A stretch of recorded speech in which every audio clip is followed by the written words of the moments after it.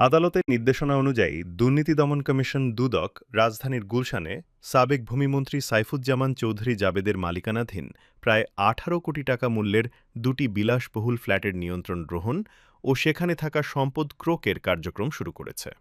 রোববার ১৯ জুলাই ২০২৬ একজন নির্বাহী ম্যাজিস্ট্রেট ও পুলিশের উপস্থিতিতে তালাবদ্ধ ফ্ল্যাট দুটির তালা ভেঙে ভেতরে প্রবেশ করে দুদকের তদন্ত দল। গুলশানের ৬৬ নম্বর সড়কের নর্থ ওয়েস্ট বি ব্লকের ১১ নম্বর প্লটে অবস্থিত ফ্ল্যাট দুটির মধ্যে এ ৭ ফ্ল্যাটের আয়তন ৩,৭৪৭ বর্গফুট এবং বি-৭ ফ্ল্যাটের আয়তন ৩,৮৩২ বর্গফুট।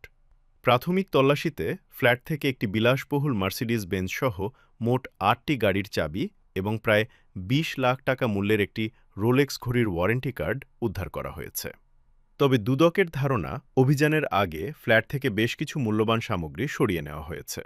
আদালতের নির্দেশনা অনুযায়ী ফ্ল্যাট দুটিতে থাকা সব আসবাবপত্র ও সম্পদের বিস্তারিত তালিকা ইনভেন্টরি প্রস্তুতের কাজ চলছে। দুদক জানিয়েছে, পুরো প্রক্রিয়া সম্পন্ন করতে প্রায় ২ দিন সময় লাগতে পারে।